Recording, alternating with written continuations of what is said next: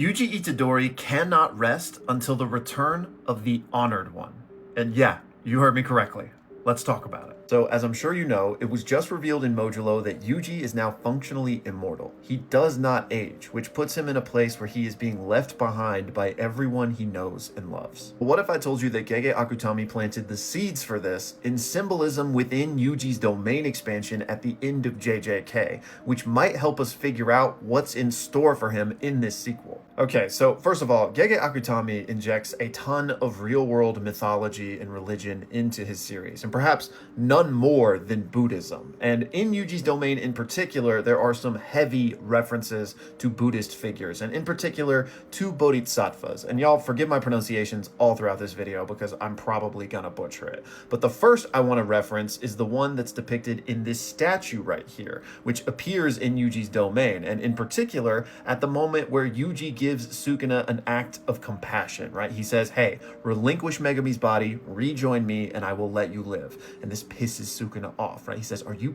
pitying me? Is this your way of showing compassion? And that's when we get the panel of this statue, which is the Guanyin Bodhisattva. And very fittingly, this is the Bodhisattva of mercy and compassion. Now, this is obviously very fitting for Yuji, not only because he's literally offering compassion in that moment, but he's also just the most compassionate and merciful character in Jujutsu Kaisen. But this goes deeper because the Guanyin is one of the most beloved bodhisattvas there is, and their name roughly translates to the one who perceives the sounds of the world, basically reflecting the idea that this bodhisattva will help anyone who's in need that calls out to them, which that's basically what Yuji's life has been, right? An act of service as this functionally immortal being, helping whoever he can, you know, acting on his grandfather's final wish.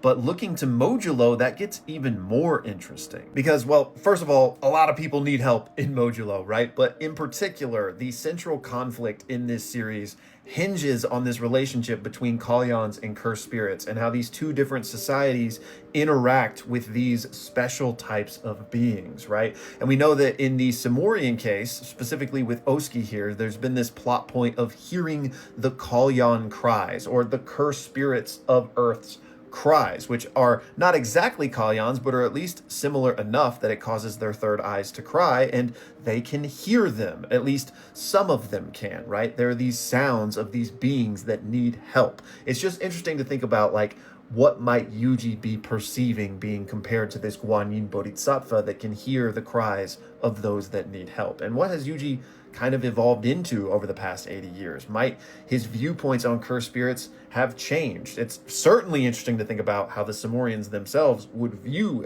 a being like Yuji, who perhaps would seem Kalyan to them, right? There's just a lot of interesting things at play here. But to kind of bring us back to the point, Yuji, the Guanyin Bodhisattva, the one that perceives the cries of help from the world. Cries of help are a big thing in this series. But like I said, there were two Bodhisattva references in Yuji's domain, and this next one is even more important because it's referenced in his hand sign, or mudra. This is literally the mudra of the Kshitigarbha Bodhisattva. And again, forgive my pronunciation. This Bodhisattva is also known for its compassion, and in particular, the great vow that they undertook, which was they would take responsibility for all beings, which is interesting in light of Modulo, but take responsibility for all beings in order to find the path, and that they themselves would not achieve enlightenment, would not achieve Buddhahood until they had done this, and until all hells had been emptied. Basically, save everyone. So a compassionate being that's meant to help everyone, and literally everyone, as they're meant to even empty the hells, and they are foregoing their own enlightenment until they have done so. It doesn't get any more pitch perfect fitting for our functionally immortal hero here. But so wait, is Yuji just doomed to fulfill this role for the rest of his unending life? And no, I don't think so. Which brings us back to the start of this video where I said he is waiting for the return of the Honored One. Now, when I say the Honored One, I don't mean Gojo, but rather Buddha, or at least symbolically Buddha. Because for those of you that don't know, this iconic Gojo line is a direct quote of the Buddha. And Gojo is in many ways a symbolic parallel of Buddha within the world of JJK. This is something we talked about a lot towards the end of JJK, especially in my Gojo comeback theories, for those of you that remember. Okay, but what's the connection here? Well, the Kshitigarbha Bodhisattva, the one that Yuji represents, the one who is meant to save everyone and forego his own enlightenment until he saves everyone else, is only meant to do that in the time period between when the Buddha passed away and the Maitreya Buddha appears. In Buddhist tradition, the Maitreya is essentially the next coming of the Buddha, the one that has not yet appeared on earth. But when he does,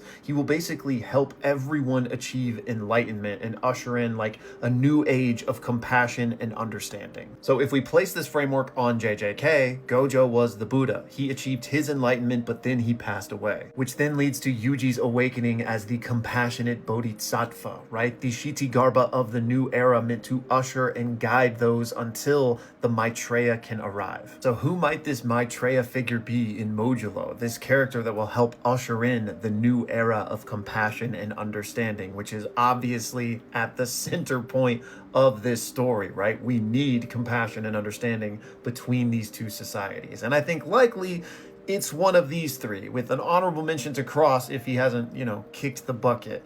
And I don't think that, since Gojo was the Buddha, that the Maitreya also has to be a Six Eyes Limitless user or anything like that. No, I think this is, analogy and parallel, and it could be any of them. But I think it's certainly interesting, right, that one of these is likely the figure who will not only usher in this understanding, but will also allow Yuji to finally be at peace. Now, whether or not that means Yuji gets killed, I think that still kind of fulfills it, because he can finally rest. Or if, I don't think there's any way that they could undo his immortal cursed body. So Yuji's probably going to die, but I don't think that has to be a sad thing. And in fact, I think that could be actually a very happy thing. Actually, kind of fitting for this current subject matter, I did get this comment here from Taurus, which says Yuka manifesting the Six Eyes versus Dabura. And I just mentioned how I don't think the Maitreya needs to be a Six Eyes Limitless user or anything, but that would be crazy, right? And could fit into all of this. Now, I don't really think that's the most likely. I did think I had a crazy theory after chapter 1 that I never made a video on because it didn't have any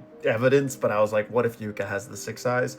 I don't think she does, but could she manifest them? We know that is possible. Six Eyes users have manifested, but I don't think the conditions are right. And again, we don't really understand how the Six Eyes work, but it seems to be they were part of an ancient binding vow with Tengen.